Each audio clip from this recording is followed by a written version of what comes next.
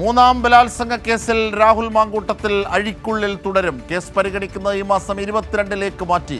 Police report കൂടി ലഭിച്ച ശേഷമായിരിക്കും ജാമ്യാപേക്ഷയിൽ വാദം.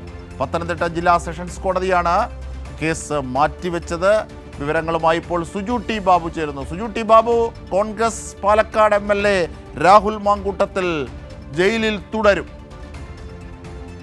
തീർച്ചയായിട്ടും തീർച്ചയായിട്ടും 2 ദിവസം കൂടി എന്തായാലും ജയിലിൽ തുടരേണ്ട സാഹചര്യമാണ് കോടതിയിലെ ഉത്തരവുകൾ വ്യക്തമാവുന്നത്. 22 പരിഗണിക്കും. അതായത് നാളെ കഴിഞ്ഞാണ് രാഹുലിന്റെ ജാമ്യാപേക്ഷ പത്തനംതിട്ട മജിസ്ട്രേറ്റ് കോടതി പരിഗണിക്കുക. നേരത്തെ തിരുവല്ല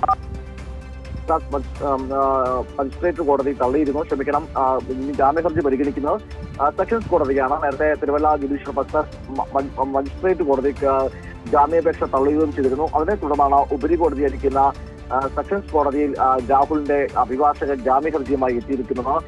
തിരുവല്ല കോടതി രാഹുലിന്റെ ജാമ്യം നിഷേധിച്ചപ്പോൾ ഗുരുതര പരാമർശങ്ങൾ അതിൽ ഉൾപ്പെടുകയും ചെയ്തിരുന്നു. ബലാത്സംഗം നടന്നുവെന്ന പ്രഥമ ദൃഷ്ട്യാ തെളിവുണ്ട്. രാഹുലിന് ജാമ്യം ലഭിച്ചു കഴിഞ്ഞാൽ അതിജീവിതയും സാക്ഷികളെയും ഭീഷണിപ്പെടുത്താനും സ്വാധീനിക്കാൻ ശ്രമം നടത്തും തുടങ്ങിയ കാര്യങ്ങൾ ചൂണ്ടിക്കാട്ടുകയും ചെയ്തിരുന്നു. എന്നാലും സെഷൻസ് കോടതിയിൽ ജാമ്യ ഹർജി വരുമ്പോൾ കോടതിയിൽ പ്രോസിക്യൂഷൻ ജാമ്യ ഹർജിയെ അതിശക്തമായി തന്നെ എതിർക്കാൻ തന്നെയാണ് സാധ്യത. നേരത്തെ രാഹുലിന്റെ അഭിഭാഷകൻ സാങ്കേതിക കാരണങ്ങൾ കൂടെ ചൂണ്ടിക്കാട്ടിക്കൊണ്ട് ജാമ്യം ലഭിക്കാൻ വേണ്ടിയുള്ള ശ്രമം നടത്തിയിരുന്നു.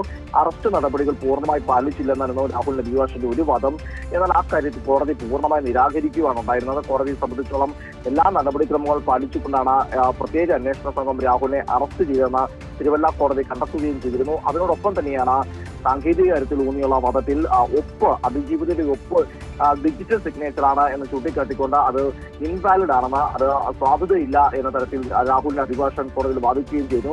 എന്നാൽ ഈ വാദങ്ങളെല്ലാം കോടതി പൂർണ്ണമായി തള്ളിക്കൊണ്ടാണ് രാഹുലിന്റെ ജാമ്യം നിഷേധിച്ചത്.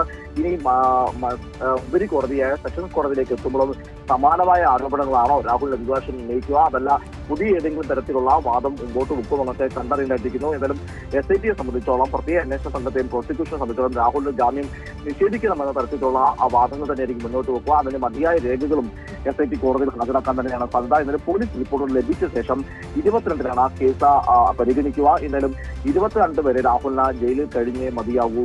പാലക്കാട് MLA കൈപ്പറ്റ ചിഹ്നത്തിൽ കോൺഗ്രസിന് വേണ്ടി മത്സരിച്ച് ജയിച്ച രാഹുൽ മാങ്കൂട്ടത്തിൽ ജയിലിൽ തുടരും. അജിംഷാദ്.